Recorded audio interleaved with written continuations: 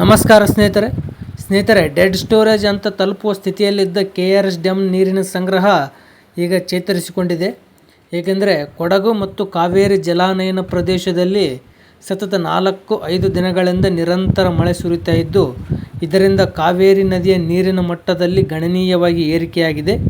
ಇದರಿಂದ KRS ಡ್ಯಾಮ್ಗೂ ಒಳಹರಿವು ಭಾರೀ ಪ್ರಮಾಣದಲ್ಲಿ ಏರಿಕೆಯಾಗಿದೆ.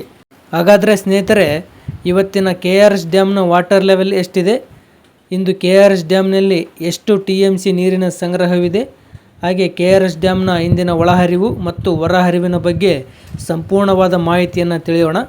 ಅದಕ್ಕಿಂತ ಮೊದಲು ಈ ವಿಡಿಯೋಕ್ಕೆ ಒಂದು ಲೈಕ್ ಮಾಡಿ, ಹಾಗೆ ಯಾರಿನ್ನೂ ನಮ್ಮ ಚಾನಲ್ ಸಬ್ಸ್ಕ್ರೈಬ್ ಆಗಿಲ್ಲ ದಯವಿಟ್ಟು ಸಬ್ಸ್ಕ್ರೈಬ್ ಆಗಿ, ಹಾಗೆ ಪಕ್ಕದಲ್ಲಿರುವ ಬೆಲ್ ಐಕನ್ ಪ್ರೆಸ್ ಮಾಡಿ. ಸ್ನೇಹಿತರೆ, ಇಂದು 7 ಜುಲೈ 2026 ಇಂದು ಮಂಗಳವಾರ. ಇಂದಿನ KRS ಡ್ಯಾಮ್ನ ವಾಟರ್ ಲೆವೆಲ್ ಎಷ್ಟಿದೆ ಅಂತ ನೋಡುವುದಾದರೆ 81 ಅಡಿ 5 ಇಂಚು ವಾಟರ್ ಲೆವೆಲ್ ಇದೆ.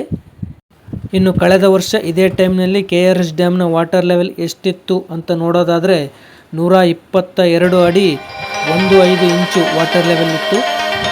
ಇನ್ನು KRS ಡ್ಯಾಮ್ನ ಮ್ಯಾಕ್ಸಿಮಮ್ ವಾಟರ್ ಲೆವೆಲ್ ಬಂದು 124 ಅಡಿ 80 ಇಂಚು ಇರೋದು.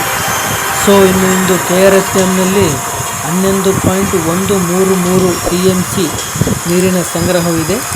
ಇನ್ನು ಕಳೆದ ವರ್ಷ ಇದೇ ಟೈಮ್ನಲ್ಲಿ KRS ಡ್ಯಾಮ್ನಲ್ಲಿ 45.832 TMC ನೀರಿನ ಸಂಗ್ರಹವಿತ್ತು. ಇನ್ನು KRS ಡ್ಯಾಮ್ನ ಗರಿಷ್ಠ ನೀರು ಸಂಗ್ರಹ ಸಾಮರ್ಥ್ಯ ಬಂದು 49.452 TMC. ಸೊ ಇವತ್ತಿನ ಇನ್ಫ್ಲೋ ಅಂದರೆ ಒಳಹರಿವಿನ ವಿಚಾರಕ್ಕೆ ಬರೋದಾದರೆ ಇಂದು 4291 ಕ್ಯೂಸೆಕ್ ನೀರು ಒಳಹರಿವು ಆಗ್ತಾ ಇದೆ. ಸೊ ಇನ್ನು ಇವತ್ತಿನ ಹೊರಹರಿವಿನ ವಿಚಾರಕ್ಕೆ ಬರೋದಾದರೆ ಇಂದು 764 ಕ್ಯೂಸೆಕ್ ನೀರು ಹೊರಹರಿವು ಆಗ್ತಾ ಇದೆ.